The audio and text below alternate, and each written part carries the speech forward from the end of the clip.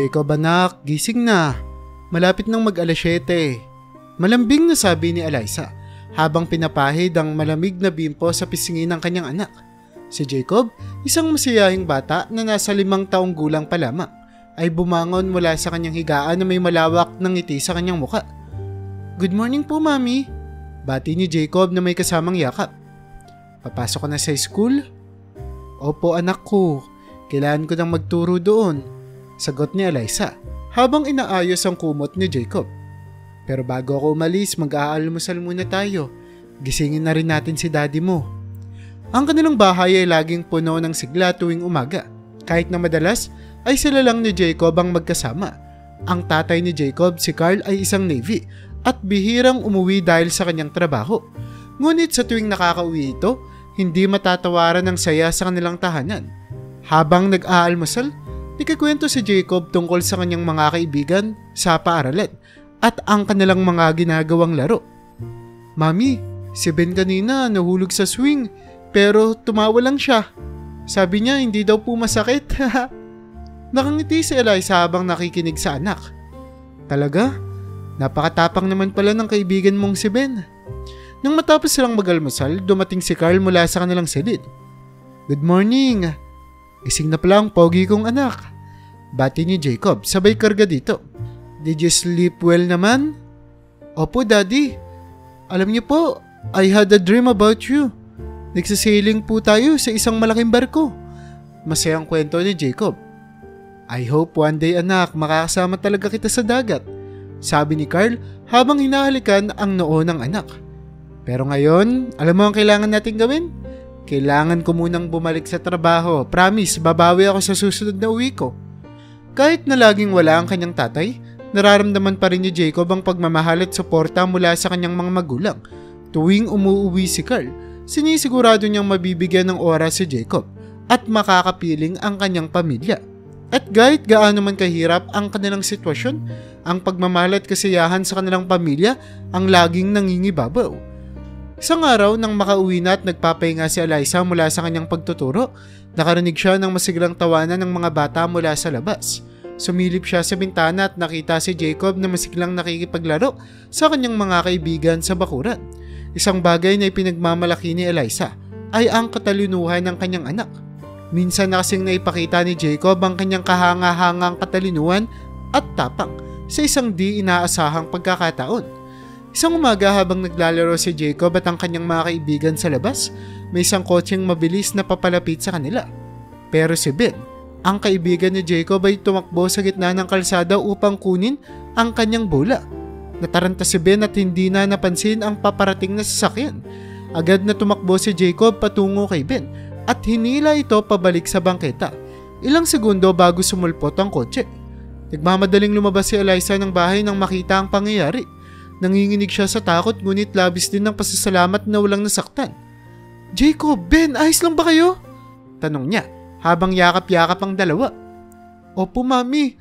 Nahila ko po si Ben papunta dito. Sagot ni Jacob na tila walang takot sa kanyang tinuran. Sabi po ni Daddy, lagi daw pong maging maingat at tumingin sa kaliwat kanan bago tumawid. Kaya po naisip ko na protektahan ko po si Ben. Naiyak si Eliza sa narinig. Naku, ang tapang mo anak, napakagaling mo.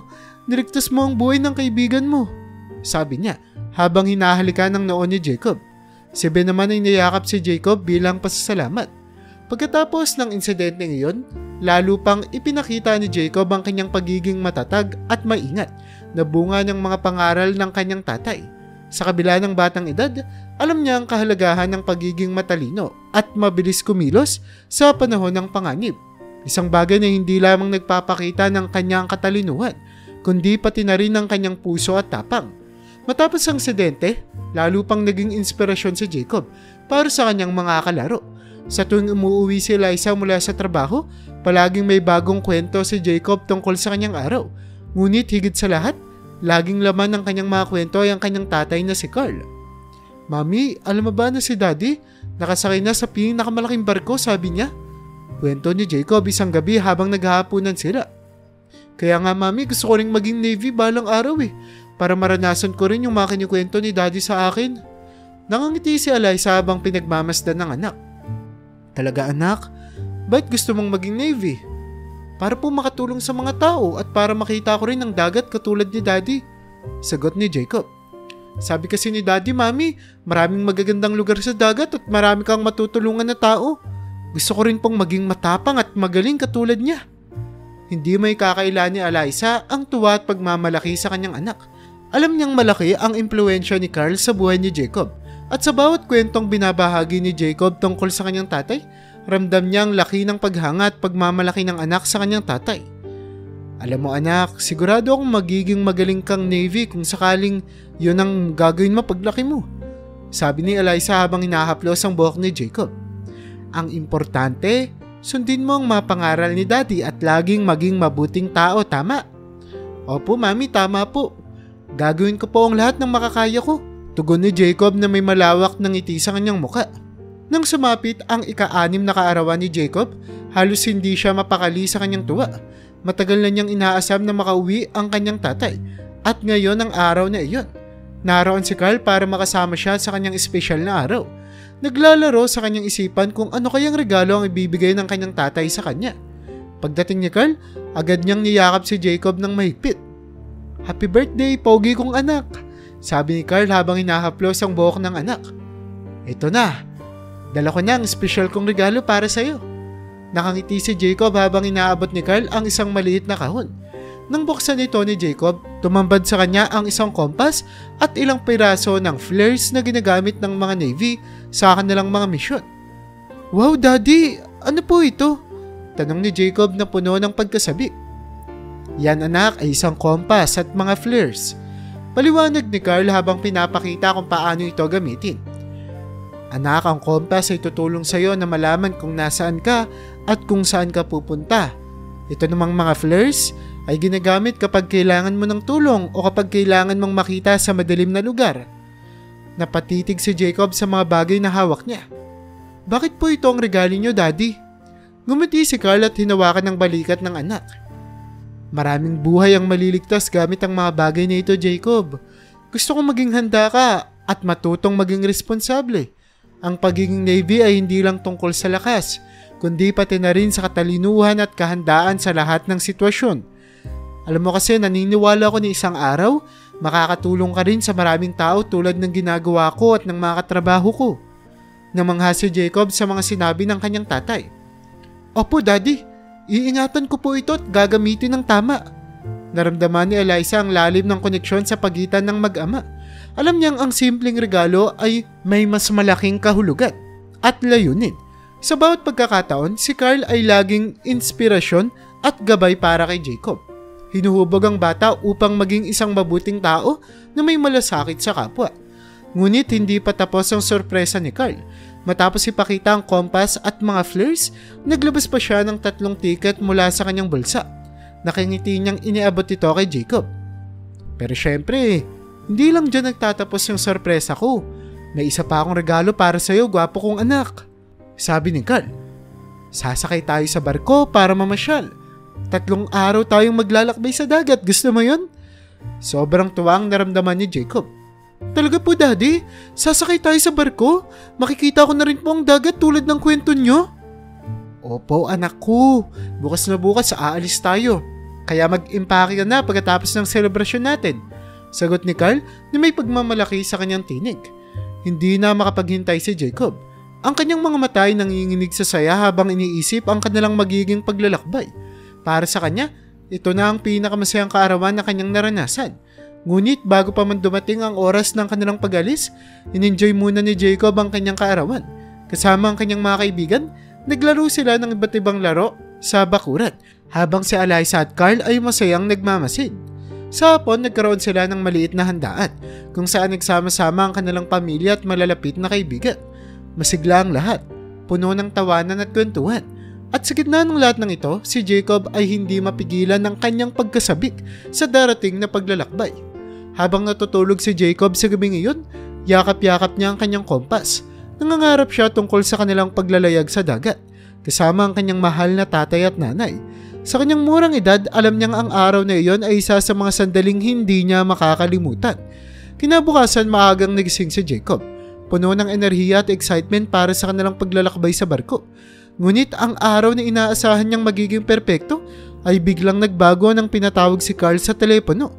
Nagkaroon ng emergency sa kanyang trabaho at kinikailangan niyang bumalik agad. Habang kausap ni Carl ang kanyang opisyal, napansin ni Eliza ang lungkot sa mukha nito.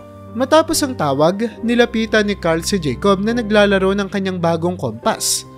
"Jacob, may masamang balita si Daddy," malungkot na sabi ni Carl. "Kailangan kong bumalik sa trabaho ngayon dahil may emergency. Pero gagawin ko ang lahat para makasunod ako agad at baka magkita pa tayo sa dagat." Nalungkot si Jacob ngunit sinubukan niyang magpakalakas. "Talaga po ba, Daddy? Magkikita pa rin po ba tayo doon?" "Opo anak, gagawin ko ang lahat para makarating agad," sagot ni Carl habang hinahaplos ang buhok ni Jacob. "Pangako, hindi ko papalampasin ang pagkakataong ito na makasama kayo." Kahit na disappointed, inunawa ni Jacob ang sitwasyon. "Sige po, Daddy, ingat po kayo. Maghihintay po kami ni Mami sa inyo." Humalik si Carl sa noo ni Jacob at niyakap ito ng mahigpit bago umalis. "I love you anak. Kita tayo sa dagat ha." Si Eliza naman ay niyakap din si Carl at nagpaalam. "Ingat ka Carl. Susunod kami agad at sana'y magkasama pa rin tayo." Pagkaalis nga ni Carl, pinilit ni Eliza na aliwin si Jacob. "Alam mo anak, kahit wala si Daddy ngayon, gagawin pa rin nating masaya ang paglalakbay natin. Tiyak na susunod naman siya agad." Ngumiti si Jacob kahit na may kaunting lungkot sa kanyang mga mata. "Opo Mami, magiging masaya pa rin po tayo." Habang nag-iimpact sila, si Jacob ay patuloy sa pag-aalala ng mga kwento ng kanyang tatay tungkol sa dagat. Iniisip niya na baka sa kalagitnaan ng kanilang paglalakbay ay makita na nila si Carl.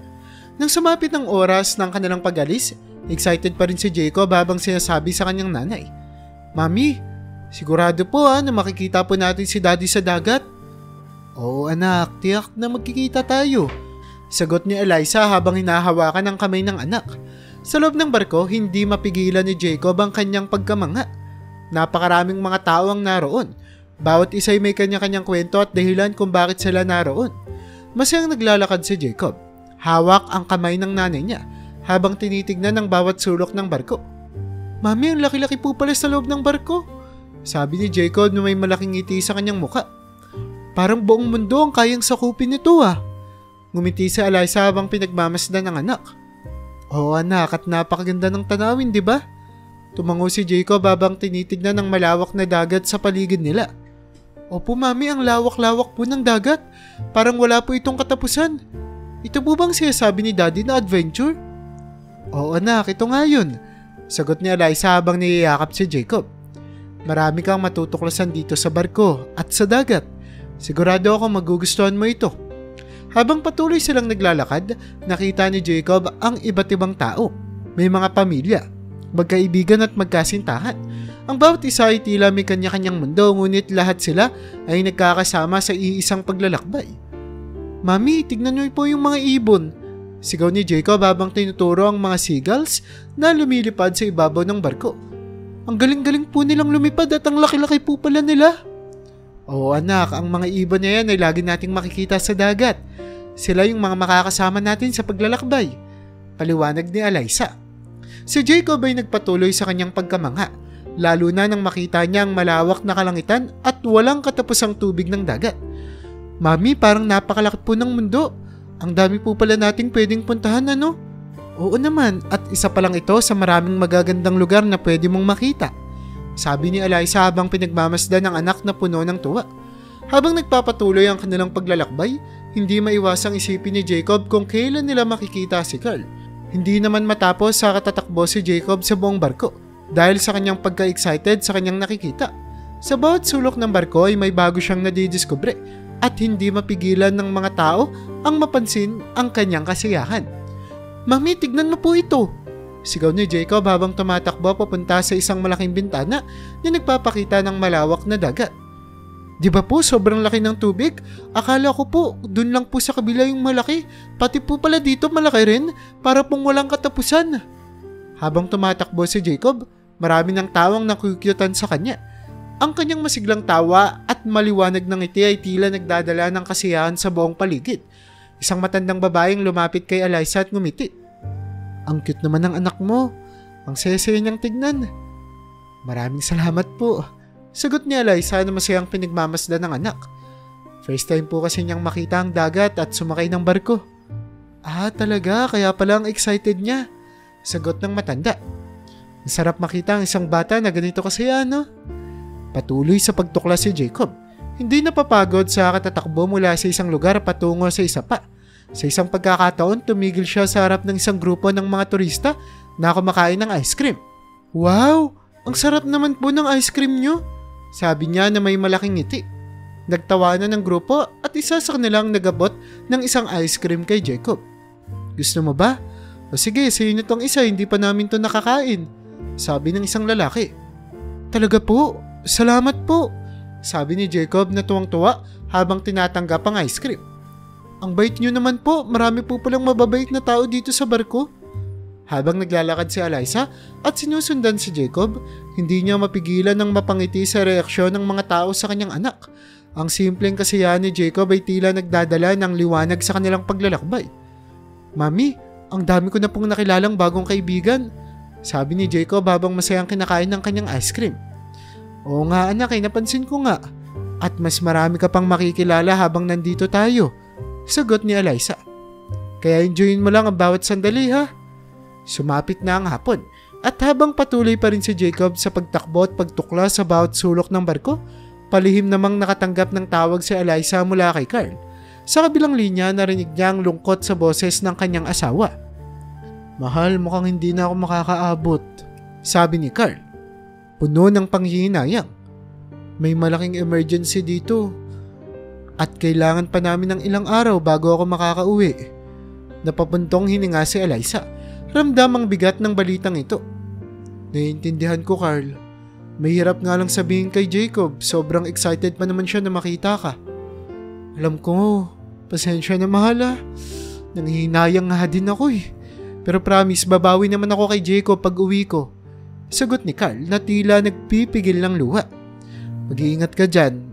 Huwag mo na lang masyadong isipin mahal. Gagawin ko naman ang lahat para maging masaya si Jacob dito, sagot ni Eliza, pinipilit na magpakalakas. Matapos ang tawag, bumalik si Eliza sa tabi ni Jacob na masayang nakikipaglaro pa rin sa mga bagong kaibigan. Hindi niya magawang sabihin kay Jacob ang balita, kaya't pinili niyang hayaan ang anak na maghintay at mag-enjoy sa kanilang paglalakbay. Mami, tingin mo po, malapit na kaya si Daddy? Tanong ni Jacob habang sabik na nakatanaw sa dagat. Ngumiti naman si Eliza at niyakap si Jacob. Hindi natin alam anak, pero sigurado naman akong gagawin ni Daddy mo ang lahat para makarating dito. Kilala mo naman Daddy mo, di ba? Habang naghihintay tayo, bakit hindi mo muna enjoy ang bawat sandali dito sa barko? May mga lugar ka pa kayang hindi napupuntahan. Tumangaw si Jacob kahit na may kaunting lungkot sa kanyang mga mata. Opo, Mami. Pero sana po makasama na natin si Daddy. Opo anak, sana nga, ayan din naman ang hiling ko, sagot ni Eliza habang inaaplos ang buhok ni Jacob. Habang patuloy na naglalaro si Jacob, si Eliza naman ay nag-iisip ng mga paraan upang mapaligaya pa rin ang anak. Nakita niya kung paano napapangiti ang mga tao sa bawat tawa at kwento ni Jacob. At alam niyang kahit wala si Carl sa sandaling ito, magagawa pa rin nilang maging masaya ang kanilang paglalakbay. Pagsapit ng gabi, nagising si Jacob mula sa kanyang pagkakatulog. Habang nag-a-adjust ng kanyang mga mata sa dilim, napansin niya ang kalmadong alon ng dagat sa labas ng bintana at ang malawak na kalangitan na puno ng bituin. Ngunit isang bagay ang kulang.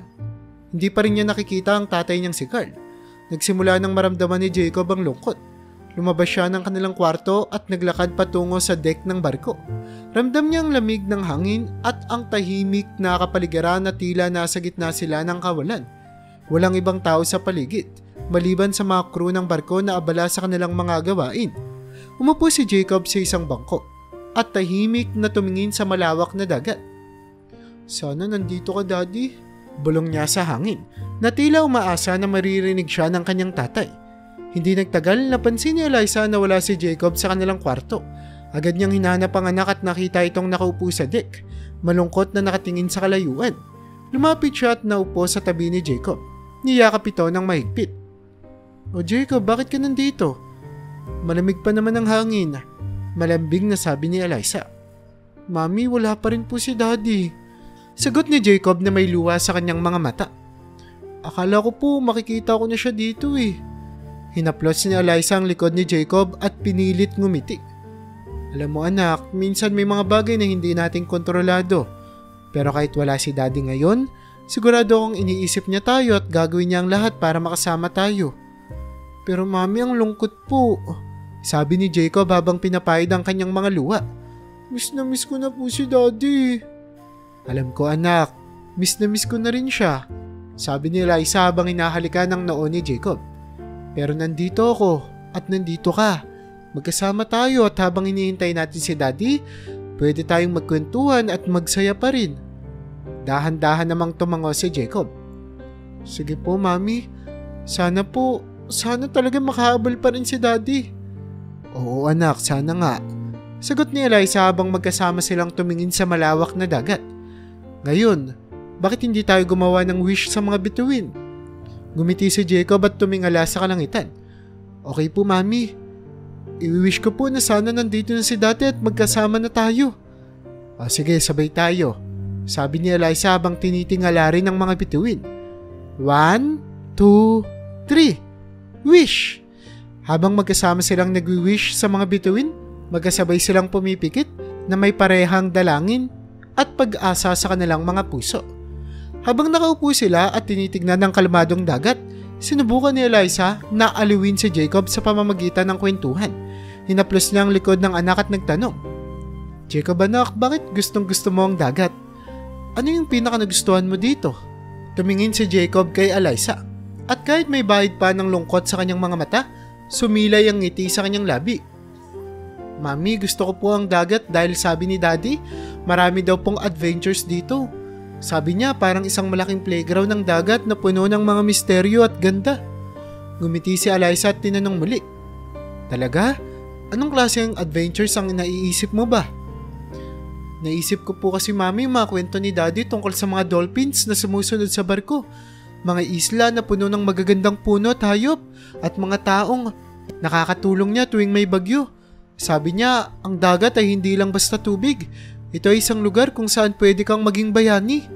Paliwanag ni Jacob na puno ng pagkamangha sa kanyang mga kwento. Ang ganda naman ng kwento ni daddy, sabi ni Eliza. Gusto mo bang maging bayani din balang araw anak? Opo mami, gusto ko pong maging Navy katulad ni daddy. Gusto ko pong tumulong sa mga tao at makita ang mga magagandang lugar na kinukwento niya. Sagot ni Jacob na may kasamang determinasyon. Alam mo anak, sigurado ako magiging magaling ka na Navy balang araw. Pero ngayon pa lang, bayani ka na sa mga mata ko. Tignan mo, kahit wala si daddy dito, nananatili kang matatag. Ang tapang-tapang mo kaya, sabi ni Eliza habang hinahalikan ng noo ni Jacob. Nakangiti si Jacob. Talaga po mami? Ganun po ba kaya naging bayani ako? Anak, naalala mo ba yung sinagip mo yung kaibigan mong si Ben sa aksidente? Ipinakita mo na agad ang tapang at malasakit doon. Ang pagiging bayani ay hindi lang tungkol sa laki ng ginawa mo, kundi sa puso mo na handang tumulong sa iba kahit na mahirap. Paliwanag ni Eliza. Napayakap si Jacob kay Eliza. Salamat po mami. Sana po proud din po sa akin si daddy. Ay nako, sigurado akong proud na proud si daddy sa iyo anak. Sagot ni Eliza habang yakap-yakap si Jacob. Kahit nasaan siya ngayon, alam kong lagi siyang nandito sa puso natin. Habang patuloy na nagkwekwentuhan sina Eliza at Jacob, biglang tumigil si Jacob sa pagsasalita. Napansin ni Eliza ang seryosong ekspresyon sa mukha ng anak. Jacob, bakit napatigil ka? Tanong ni Eliza na may halong pag-aalala. Nakatitig si Jacob sa malayo sa direksyon ng dagat. Mami, may paparating na malaking alon, magkakaroon ng bagyo. Tignan niyo po yung langit, madilim na po.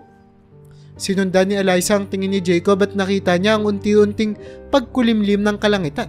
Sa kabila ng katahimikan ng gabi, ramdam niya ang pagtaas ng alon at pagbabago ng hangin. Seryosong-seryoso ang mukha ni Jacob na para bang naghihintay siya ng delubyong mangyayari. Anak, sigurado ka ba? Baka naman iniisip mo lang yan. Tanong ni Eliza kahit na nararamdaman niya rin ang kakaibang pagbabago ng paligid. Opo mami, sigurado ako. Sabi po ni daddy kapag biglang dumilim ang langit at lumakas ang hangin, may paparating na bagyo. Sagot ni Jacob na puno ng determinasyon. Agad na tumayo si Eliza at hinila si Jacob papasok ng kanilang kwarto. Kailangan nating maghanda. Pupunta tayo sa loob ng barko at makikipag-ugnayan tayo sa mga crew para malaman natin kung ano ang dapat gawin. Pagpasok nila sa loob, napapansin na rin ng ibang pasahero ang pagbabagong ito. Narinig ni Eliza ang anunsyo mula sa kapitan ng barko na hinihikayat ang lahat na manatili sa loob at maging handa sa anumang maaaring mangyari. Jacob, huwag kang mag-alala. Magiging maayos din ang lahat. Sabi ni Eliza habang niyayakap ang anak.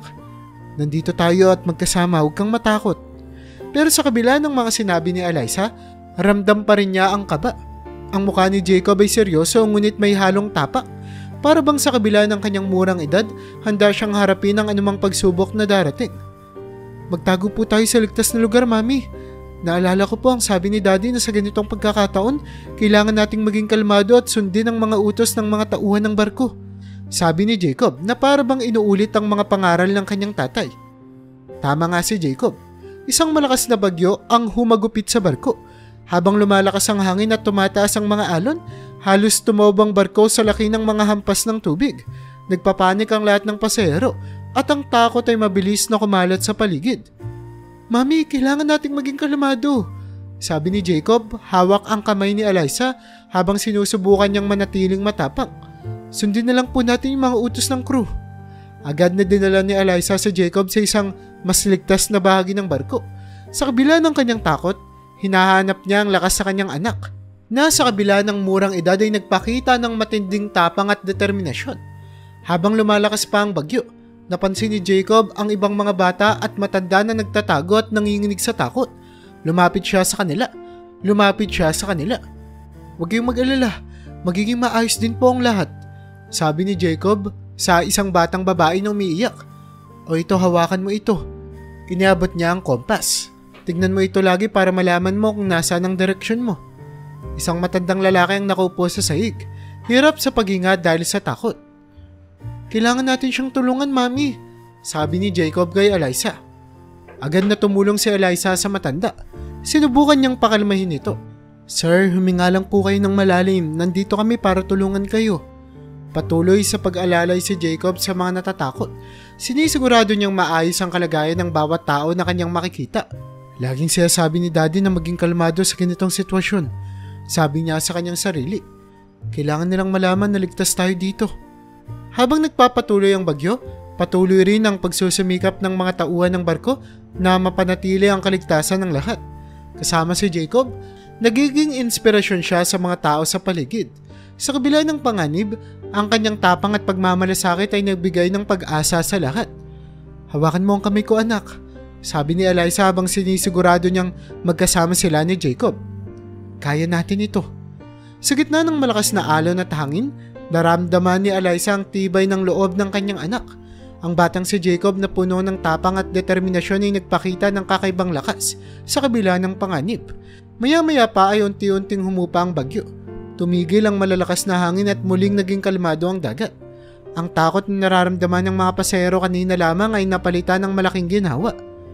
Mami, tapos na po ang bagyo. Sabi ni Jacob habang nakatingin sa paligid. Safe na po tayo. Niyakap ni Eliza si Jacob ng mahigpit, puno ng pasasalamat at pagmamalaki. Oo anak, safe na tayo. Ang tapang-tapang mo. Napakalaki ng naitulong mo sa lahat. Isa-isa namang lumabas ang mga pasahero mula sa kanilang mga pinagtataguan. May ilan pa rin nanginginig ngunit ngayon ay puno na ng pag-asa at pasasalamat. Nakita nila si Jacob na kahit maliit na bata pa lamang ay nagbigay ng lakas na loob at pag-asa sa kanila. Salamat Jacob, sabi ng matandang lalaki na tinulungan nila kanina. Ang tapang mong bata, malaki ang naitulong mo sa amin. Oo nga Jacob, dahil sa iyo naging kalmado kami kahit papaano. Sabi naman ng isang nanay na kasama ang kanyang anak na babae. Ngumiti si Jacob kahit napagod na rin siya. Lahat po tayo dapat ay magtulungan. Sabi po ni Daddy sa akin laging maging handa at magmalasakit po sa iba. Hinaplos ni Eliza ang buhok ni Jacob. Anak, sobrang proud ako sa ginawa mo. Napakalaki talaga ng puso mo. Sa mga sumunod na oras, bumalik ang sigla sa barko. Nagtipon-tipon ng mga pasero. Nagkikwentuhan tungkol sa kanilang karanasan at kung paano sila tinulungan ng isang batang tulad ni Jacob. Hindi lamang si Jacob ang naging bayani sa gabing iyon, kundi ang bawat isa na nagpakita ng tapang at malasakit sa kanilang kapwa. Habang naglalakad si Jacob at Eliza sa deck, nakita nila ang muling pagningning ng mga bituin sa kalangitan. Mami, sana nakita ni Daddy kung gaano katapang ang mga tao dito kanina, sabi ni Jacob habang nakatingin sa langit. Sigurado akong proud na proud si Daddy sa iyo, anak, sagot ni Eliza. At alam kong gagawin niya ang lahat para makasama tayo sa susunod na pagkakataon. Pero hindi pa pala tapos ang delubyo. Bigla kasing napatahimik si Jacob at muling seryosong tumingin sa paligid. Agad itong napansin ni Eliza at tinanong siya. Jacob, bakit ka tumahimik? May napapansin ka ba? Mami, nabutas po ang barko, sabi ni Jacob na puno ng pag-aalala. Napansin ko po na mas mabagal ang takbo ng barko at yung stern ng barko ay unti-unting umaangat. Sinyalis po ito na nakapasok ang tubig sa loob ng barko. Nagulat si Eliza sa sinabi ni Jacob. Anak, sigurado ka ba? Bakit nagkakamali ka lang? Mami, sigurado po ako. Sabi ni Daddy, ito ang mapalatandaan kapag may problema ang barko. Maring sabi ni Jacob na lalo pang nagpataas ng kanyang boses upang marinig ng mga tao sa paligid. Ngunit hindi agad naniwala ang mga pasahero. Naku, bata pa yan. Alam naman mga bata, maraming mga guni-guni, sabi ng isang lalaki. Hindi naman siguro basta-bastang mabubutas ang ganito kalaking barko. Oo nga, baka masyado lang yung ninenervyos kanina, sang-ayon ng isa pa. Ngunit si Jacob ay nanatiling seryoso. Totoo po ang sinasabi ko. Kailangan po nating sabihin sa mga crew para maayos nila agad. Delikado po ito. Hinawakan ni Eliza ang kamay ni Jacob at humarap sa mga tao. Alam kong bata pa si Jacob pero may natutunan niya siya sa tatay niyang Navy. Mabuti nang mag-ingat at masigurado natin ang kaligtasan ng lahat. Nang makita ng mga tao ang determinasyon sa mukha ni Jacob, nagsimula na rin silang mag-alala. Kung totoo man to, kailangan na nating malaman agad ang katotohanan, sabi ng isang pasero. Tawagin na natin ang mga crew. Agad na tumakbo si Eliza kasama si Jacob papunta sa kapitan ng barko upang i-report ang kanilang napansin. Kapitan, may napansin po kasi ang anak ko. Sabi niya may butas ang barko at pumasok ang tubig. Pwede niyo po bang pakitignan ito? Nagulat ang kapitan sa sinabi ni Eliza, ngunit hindi niya binaliwala ang posibilidad. O sige, titignan namin agad, sagot niya. Sabay tawag sa kanyang mga tauhan upang inspeksyonin ang barko. Makalipas ang ilang minuto, bumalik ang mga tauhan ng barko na may seryosong ekspresyon sa kanilang mga muka. Captain, tama po ang bata. May malaking butas ang barko at pumapasok na ang tubig. Kailangan na natin ng agarang aksyon. Agad na inihayag ng kapitan ang sitwasyon sa lahat ng pasahero at iniutos ang evacuation. Pakiusap, manatiling kalmado ang lahat. Sundin ang mga patakaran at pumunta sa mga lifeboats.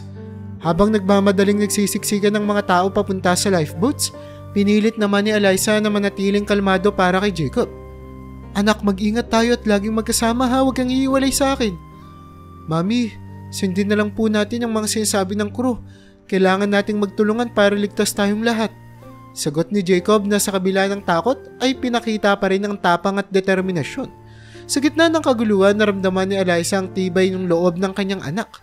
Sa murang edad, si Jacob ay nagpakita ng hindi matatawarang tapang at talino na nagpapatunay na kahit maliit man siya, kaya niyang maging bayani.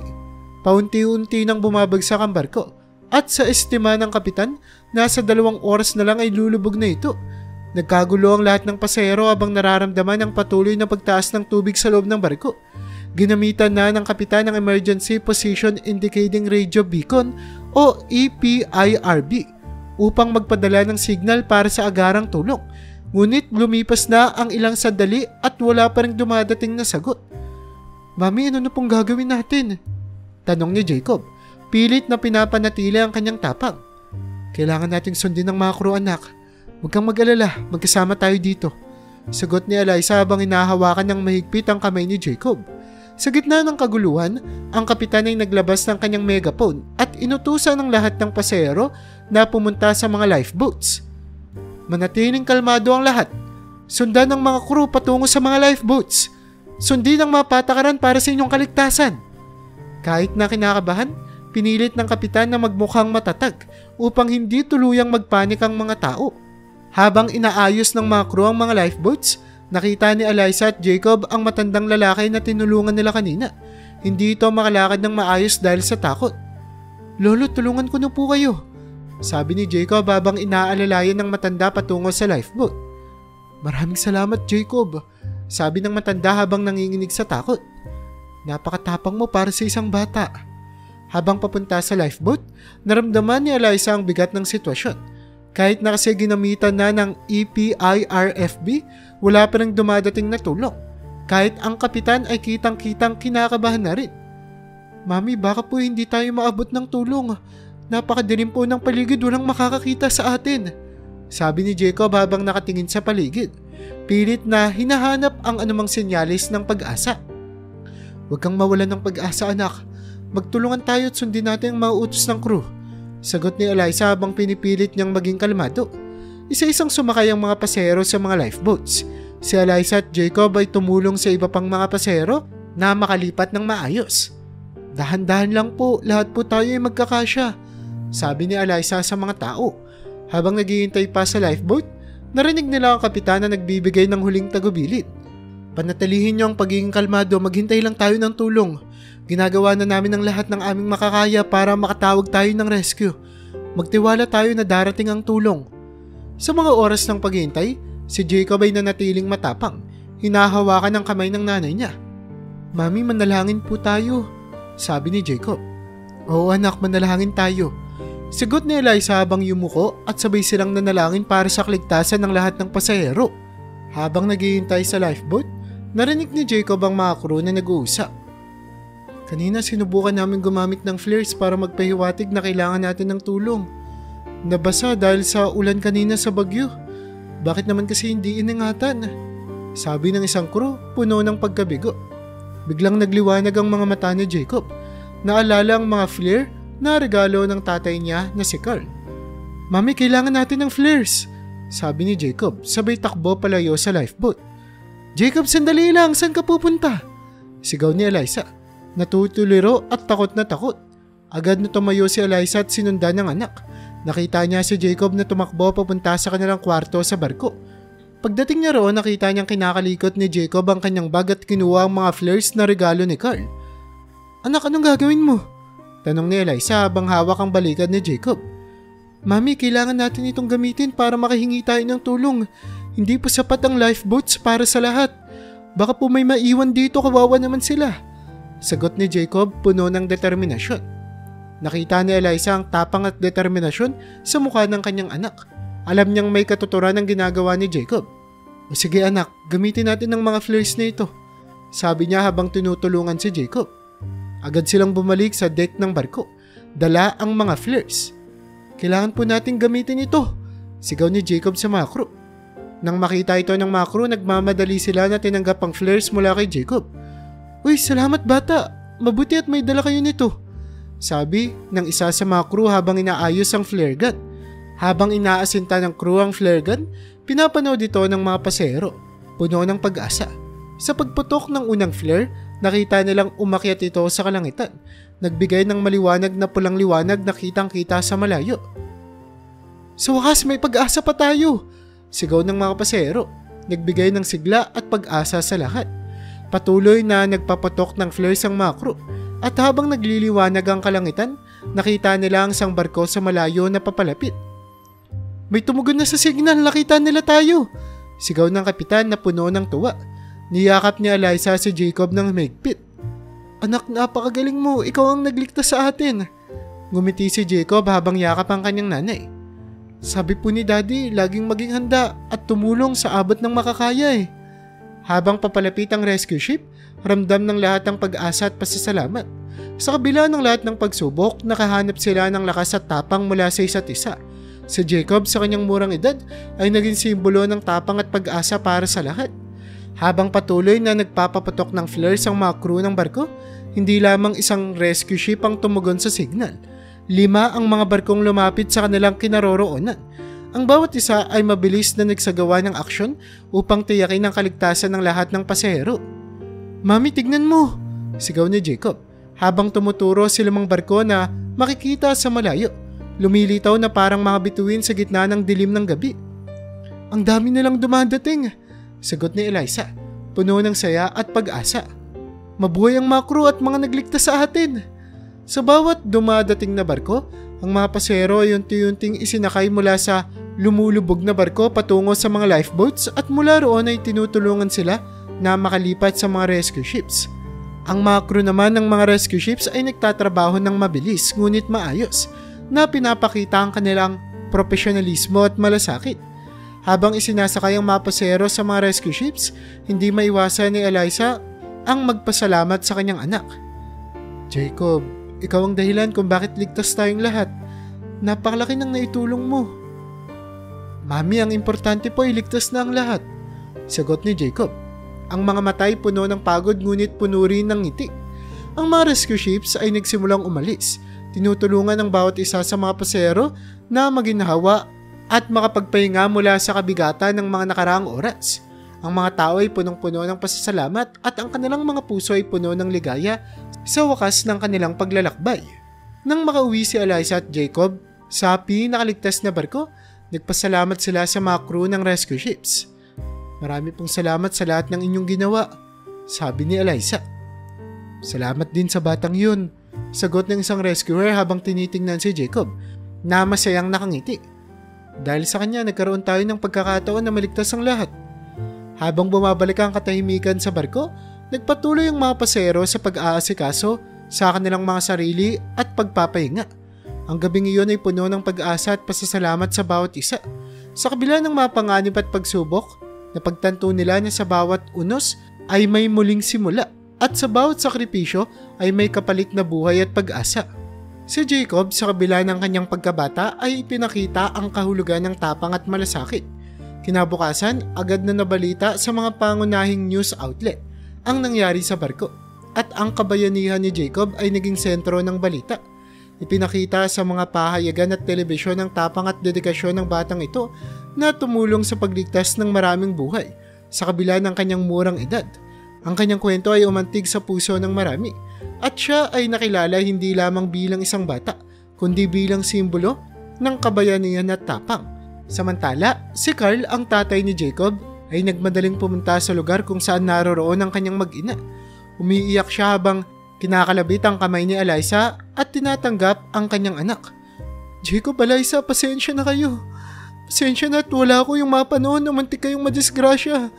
Hindi ko man lang kayo nasamahan, sobrang sama kong ama.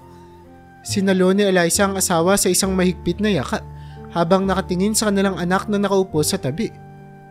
Carl, hindi mo naman kailangan mag-sorry, ang mahalaga ay ligtas naman kaming lahat. Salamat sa suporta mo kahit hindi ka nakarating.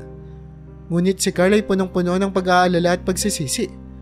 Jacob anak, pasensya ka na kung hindi ako nakauwi sa iyong kaarawan ha. Hindi ko alam kung paano ko may babalik ang lahat ng ito. Tumingin si Jacob sa kanyang tatay na ang mga mata ay puno ng pagmamalaki. Dad, okay lang po. Ang importante ay nakaligtas naman po kami. Ang mga flares din po na binigay niyo po sa akin ang nakatulong sa amin. Oo nga Carl, sabi ni Eliza. Hindi lang buhay namin ang nailigtas, kundi maraming iba pang tao rin. Napakalaki ng naitulong ni Jacob at ang lahat ng ito ay magiging posible kung hindi dahil sa kanya at sa binigay mong flares. Nang makita ni Carl ang tapang at kabutihan ng kanyang anak, lalong tumindi ang kanyang pagmamalaki. Jacob, inagmamalaki kita. Walang kapantayang nararamdaman kong pagmamalaki sa iyo anak. Salamat sa pagiging matatag at sa pagtulong sa iba. Nang sumunod na linggo, lumabas ang balita sa iba't ibang bahagi ng mundo tungkol sa kabayanihan ni Jacob. Ang kanyang kwento ay umabot sa pandaigdigang antas at ang kanyang tapang at dedikasyon ay nakakuha ng pansin ng maraming tao. Ang malawak na coverage sa media ay nagbigay diin sa hindi kapani-paniwala na sakripisyo ng isang batang may 6 na taong gulang pa lamang na lumaban sa mga pagsubok ng bagyo at nagligtas ng buhay ng daan-daang tao. Bilang parangal sa kanyang kabayanihan, si Jacob ay ginawaran ng medalya ng kagitingan, ang pinakamataas na parangal para sa kagitingan at tapang ng isang tao.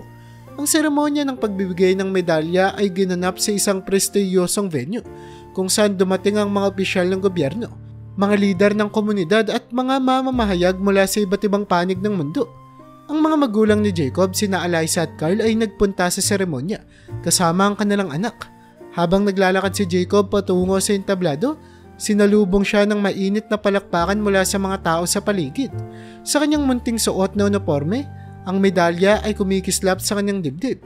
Ang kapitan ng barko ng kanyang tinulungan kasama ang ilang mga pasero ay naroon din upang magbigay ng pasasalamat sa batang bayani. Nakakataba ng puso ang makita ang isang batang katulad ni Jacob ay nagkaroon ng tapang at dedikasyon tulad nito. Sabi ng isang opisyal habang inilalagay ang medalya sa leeg ni Jacob. Hindi lamang siya isang bayani, kundi isang inspirasyon sa lahat sa atin. Habang umaakyat sa entablado si Jacob, binigyan siya ng mainit na halik at yakap ng kanyang mga magulang. Jacob, proud na proud kami sa iyo anak. Ang medalya na ito ay simbolo ng iyong tunay na tapang, sabi ni Eliza. Ang kanyang tinig ay puno ng emosyon. Ang seremonya ay nagpatuloy sa mga talampati kung saan maraming tao ang nagsalita tungkol sa kabutihan ni Jacob. Ang kanyang kwento ay hindi lamang nagbigay inspirasyon, kundi nagbigay din ng lakas sa ibang mga tao na harapin ang kanilang sariling mga pagsubok. Ang kanyang pagkilala ay isang patunay na sa kabila ng kahinaan ng edad, ang tunay na kagitingan ay makikita sa mga gawaing naglalaman ng puso at malasakit. Habang umuwi sila mula sa seremonya, si Jacob ay naglakad na may ngiti sa kanyang mukha. Ngayon, isa na siyang ganap na bayani. Ang medalya ay simbolo ng kanyang tagumpay at ang pagmamalaki ng kanyang pamilya. Sa kabila ng lahat ng natamo niya, siya ay nanatiling mapagkumbaba at nagpapasalamat sa bawat pagkakataon na makapagbigay ng inspirasyon sa iba. Nang makauwi galing sa seremonya sina Jacob, Eliza at Carl, sa kanilang bahay na may bitbit na medalya, ang medalya ay sinabit sa gitnang bahagi ng dingding sa sala, sa lugar na madaling makita. Ang medalya na kumikislap sa ilalim ng ilaw ay naging simbolo ng kanilang tagumpay at pagmamalaki sa anak. Habang tinitignan ng medalya, si Jacob ay nagsabi sa kanyang mga magulang, Mama, Daddy, pinapangako po sa inyo na magiging mabuting tao pa rin po ako at magliligtas pa po ng maraming mga buhay. Ngumiti si Eliza at Carl, puno ng kasiyahan. Jacob, napakabuti ng pangako mo. Alam namin gagawin mo ang lahat para sa iba, sabi ni Eliza habang niyayakap ang anak. Oo anak, ang medalya na ito ay simbolo ng iyong tapang, pero ang tunay na halaga nito ay sa mga simpleng bagay na ginagawa mo araw-araw, sabi ni Carl. Habang sinasabit nila ang medalya sa dingding, ang kanilang bahay ay puno ng saya. Ang medalya ay hindi lamang isang parangal, kundi tanda ng pagmamalaki at pagmamahal ng pamilya.